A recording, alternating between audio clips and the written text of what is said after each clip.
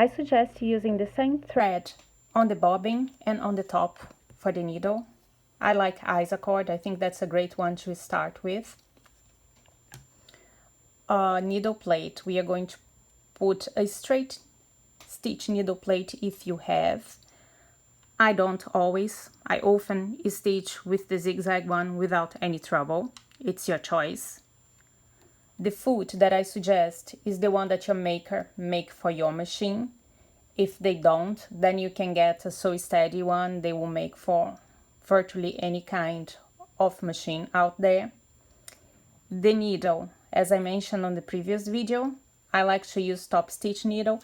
On this machine right now, I am using an organ top stitch and it's size 80. Be sure to disengage your feed dogs. Just wait a little bit and you're going to see that they are going to go down. You need to see how is the proper procedure for your machine. If you don't manage to put your feed dogs all the way down, you might want to reduce your stitch length to 0 and then use a mat that will be covered. They shouldn't be moving and you will be able to work that way also. I strongly recommend adding a glider to your setup. They just stick to your machine. There is no glue. They just stick to it. If you have problems, you can always add some tape or masking tape to help you on the corners. If they start being dirty on the bottom, if they have lint, they will adhere less. What you can do then is just rinse with warm water, no soap, just rinse with warm water and let them air dry. If you're really on a hurry, you can maybe use a baby wipe, but I would recommend just overnight when you're not going to sew, just rinse them with warm water and let it air dry. When I'm doing free motion work without any ruler, I'll often stitch at top speed. I just control more or less speed with the pedal.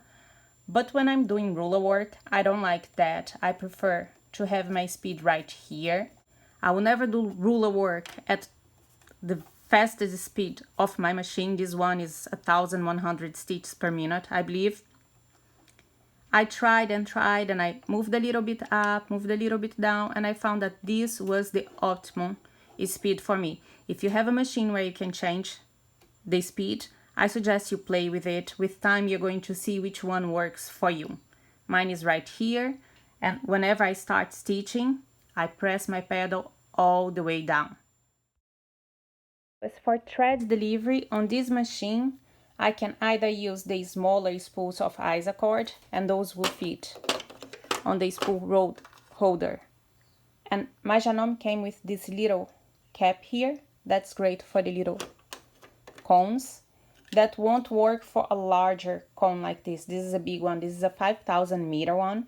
So if I want to use this kind of cone, on my machine, I'll have to put it like that. I don't have the optional thread holder that you can get to put it here.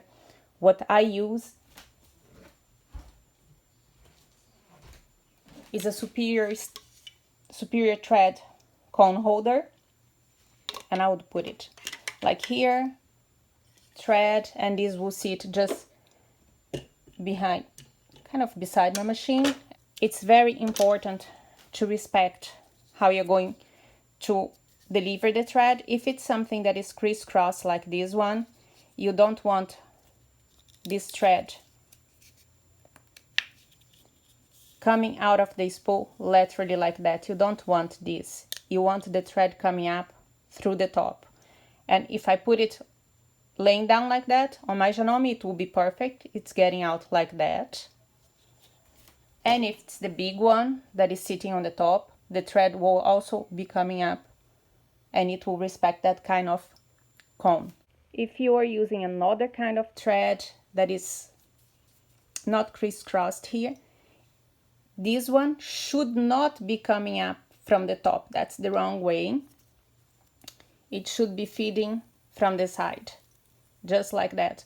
So this one, it wouldn't be great for me to try to go and free motion or do ruler work and put it on my spool holder like that and getting this thread getting out here. That wouldn't work. What I would do then, I have a place to put a vertical one. I don't like to use this on my machine. I don't think that this system for this machine works well. What I would do is that the superior cone holder, I can take this out. I can put it right here. Now I can put this spool right here. I have a cap holder for that. I would use it, of course. And now this thread is coming out from the side as it's supposed to be. I suggest you always respect this rule. If it's something that is crisscrossed, it will go out from the top. If it's a straight one, like this little spool here, it has to get out from the side. On the end of this video, I would suggest a video by Superior Threads where they explain why is this rule, why you should be paying attention on how you feed your thread through your machine. That's a great one. They did a great job. If you're curious about it, you can go and check it. The setup for my smaller machine would be the same. Same thread on the bobbin, straight or zigzag needle plate, ruler foot, a top stitch needle, and a glider mat. On this machine, I do not have the option right here. I have zero control over the speed. So that will be my foot on the foot pedal. I'll have to deal with that. So instead, makes a little device that you can attach to your foot pedal and that you could manually control the speed, the top speed that you can stitch on. Thread delivery is the same as for the other machine. The most important thing is to respect the direction that the thread should be getting out of the spool or cone you're using. You either put it on the spool holder of the machine, or if you cannot deliver on the best way, you might consider adding a spool holder to your setup in order that you have the best thread delivery possible. Last thing we can do on the setup is check if our tension is okay. You can do that with same thread, the same way you're going to do your quilt, or you can use also the same thread but a different color on the top and on the bottom, just to fine-tune the tension and really see easier if the top thread is showing on the bottom or the opposite way. So what we are going to do is bring this needle up, catch the bobbin thread. I have black on top, white on bottom. Always double check that your needle is centered on the foot. And here I'm just going to stitch a little bit of free motion, just to check that everything is okay. You can do a circle. Circles are normally going to show problems quite fast. Curves also. You can do some zigzag.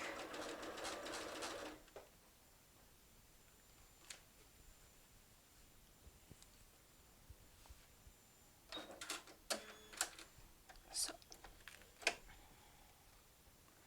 on my case here, I think it's quite good. This is not very thick, it's pretty thin. And you can kind of see a shade of white, but they are meeting really inside the project. Same goes on the bottom, other than the really beginning that was loose here. Yeah, another thing that we can do is go back and left. That's normally also another place where machines might have problem and the tension is not great. I'm going to do one of those here. Let's go down, up,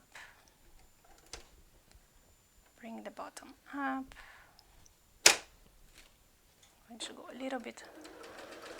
So if you're going back and to the left, and if the tension is not really nice, it's going to show straight away.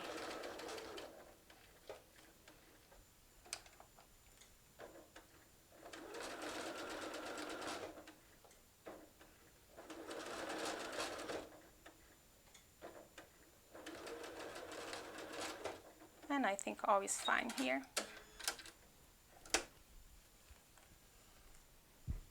Oops.